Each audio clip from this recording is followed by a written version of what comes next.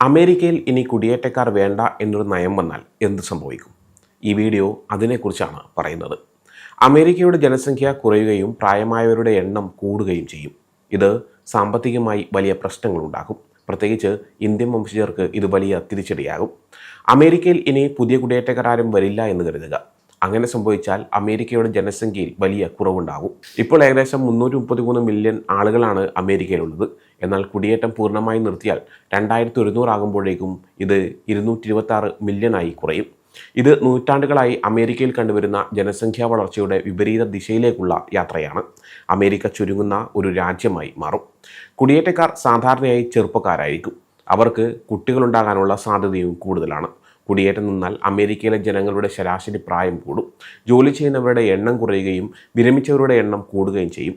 2034 ആകുമ്പോഴേക്കും ജോലി ചെയ്യുന്നവരും വിരമിച്ചവരും തമ്മിലുള്ള അനുപാതം വളരെ മോശമാകും. ഇത് സോഷ്യൽ സെക്യൂരിറ്റി പോലുള്ള സംവിധാനങ്ങൾക്ക് വലിയ ഭാരമാകും. അമേരിക്കയിൽ ഇപ്പോൾ തന്നെ പല വർഗ്ഗക്കാരും വംശവിഭാഗക്കാരുമുണ്ട്. കുടിയേറ്റം നിന്നാലും അമേരിക്കയിലെ ജനസംഖ്യയുടെ വർണ്ണ വൈവിധ്യം പൂർണ്ണമായി ഇല്ലാതാകില്ല. കാരണം ഇപ്പോൾ അമേരിക്കയിലുള്ളവരുടെ കണക്കനുസരിച്ച് തന്നെ ഇത് സംഭവിക്കാൻ സാധ്യതയുണ്ട്. എന്നാൽ ഈ മാറ്റം സംഭവിക്കാൻ കുറച്ചുകൂടി സമയമെടുക്കും. ഇപ്പോൾ 2045 ആകുമ്പോഴേക്കും അമേരിക്കയിൽ ഭൂരിപക്ഷം മൈനോറിറ്റി വിഭാഗക്കാർ ആകുമെന്നാണ് പ്രതീക്ഷിക്കുന്നത്. എന്നാൽ കുടിയേറ്റം നിന്നാൽ ഇത് 2060 വരെ വൈകിയേക്കാം. കുടിയേറ്റം നിന്നാൽ അമേരിക്കയുടെ സാമ്പത്തിക വളർച്ച കുറയും. സാധനങ്ങളുടെ വില കൂടുകയും ചെയ്യും. അതായത് വളർച്ച കുറയുന്നതിനോടൊപ്പം വിലക്കയറ്റവും ഉണ്ടാകും. ഇത് GDPയെ ബാധിക്കും.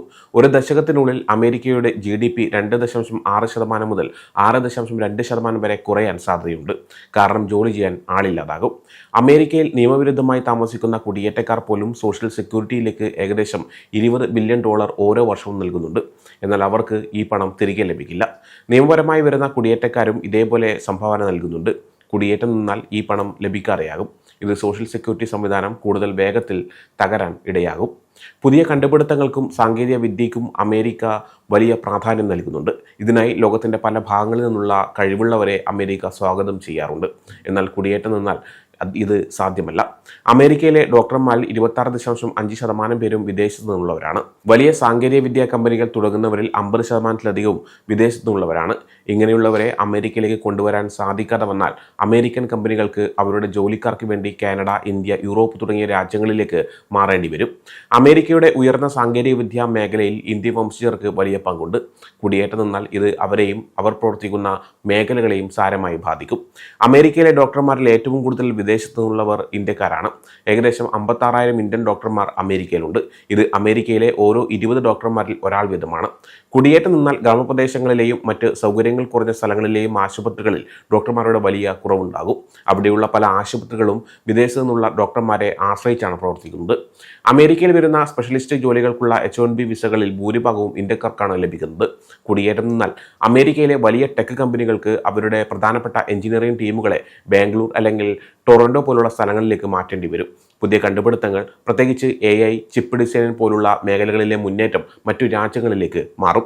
അമേരിക്കയിൽ പുതിയതും വലിയതുമായ കമ്പനികൾ തുടങ്ങുന്നതിൽ ഇന്ത്യൻ വംശജർ മുൻപന്തിയിലാണ്. കുടിയേറ്റം നിന്നാൽ പുതിയ കമ്പനികൾ തുടങ്ങുന്നത് കുറയും. പണം മുടക്കുന്നവർ കഴിവുള്ളവരുടെ പിന്നാലെ മറ്റു രാജ്യങ്ങളിലേക്ക് പോകാനും സാധ്യതയുണ്ട്.